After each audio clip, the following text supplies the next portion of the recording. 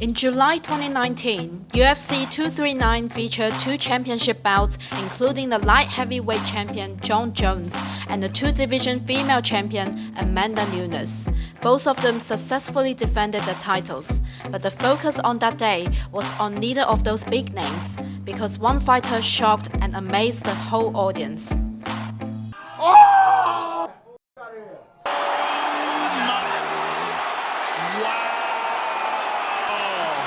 Just made a statement. His opponent was the former Bellator and One Championship welterweight champion, remaining undefeated for over a decade.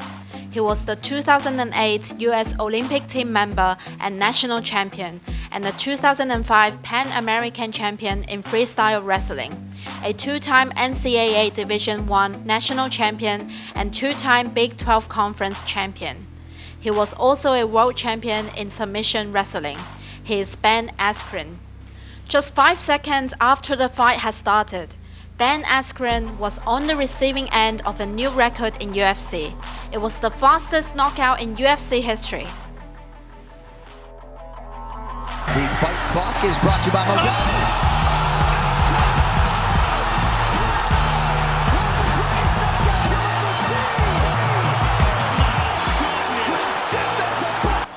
Masvidal made everyone remember him that night. He was born into the game and will live and die by it. He's not called Gamebred for nothing. He's the BMF champion, Gamebred Jorge Masvidal.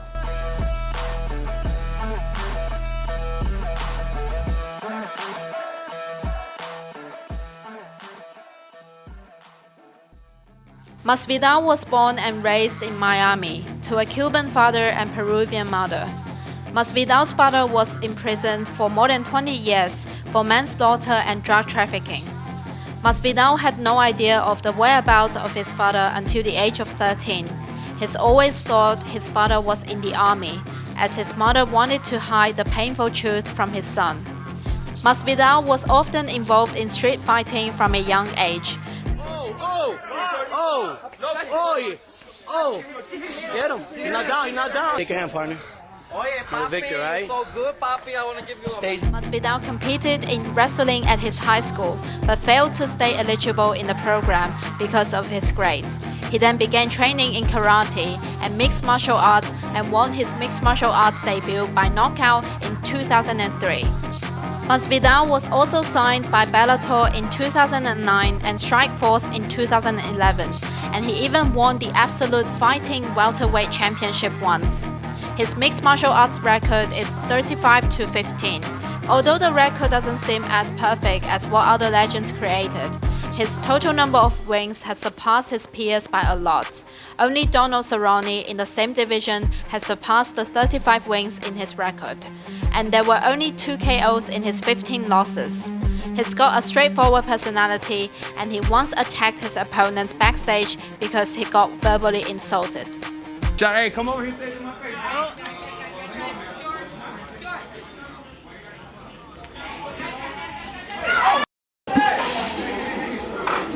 Masvidal made a 6-2 record in the UFC lightweight division, but he later transferred to welterweight division, which is more suitable for him. After making a 4-4 record in welterweight, all of the losses by split decision, Masvidal just disappeared in late 2017, and he did not have any fights in 2018.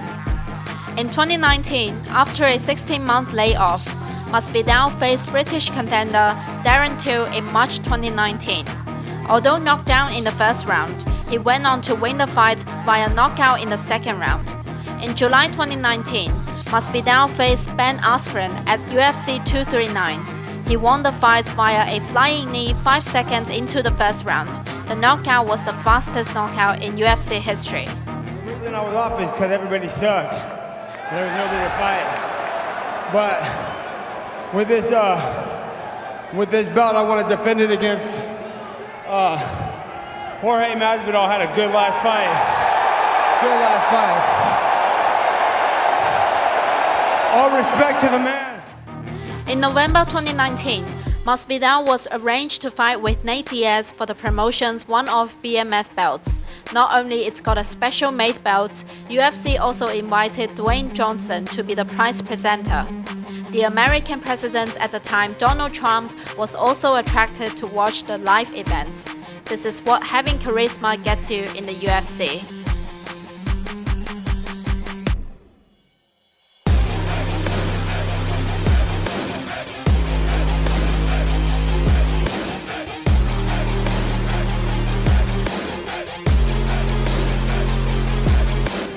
Masvidal won the fight by a TKO due to the doctor stoppage between rounds 3 and 4, when the cage-side physician determined a cut over Diaz's right eye rendered him unable to continue.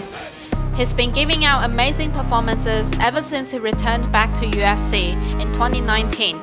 He faced Kamaru Usman in the next 2 fights in 2020 and 2021. Even though he lost both fights, he celebrated for Usman because he truly respects his opponent. All the props to him in the world. He caught me by surprise. He's got my number, man. There's nothing I can say, but he won this fair and square, and God bless him, man. A lot of people think your upbringing very much determines your fate. While this may be true for a great many people, those who have the resolve can rise above. Masvidal grew up in an area with a massive drug addiction problem and was lacking a father figure. He chose to focus on martial arts and made a life out of it. The way Masvidal dressed himself leading up to UFC 244 was an homage to Scarface. His family and upbringing heavily revolved around drug dealing. He even managed to get The Rock to exchange contacts with him. He's one of the top draws in UFC, not because of a stellar record, but because of who he is. Although lots of people would question the value behind the BMF belt, I reckon this belt suits Masvidal a lot. There are ups and downs in his fight career, but after a long journey, he finally made it as one of the most popular fighters. Including his street fighting background, he has been fighting from 2003 to 2021. Although he's 36 now, I believe he still has the potential to give the gold belt one more shot. His game-bred Jorge Masvidal. Why'd you do that to my dad? Who's his dad? My father is Ben Askren. Shout out. What? Hey, I'm sorry, man. I didn't mean to, bro. That's It's really all your good. dad? No. Oh, okay, bro. Well, yes.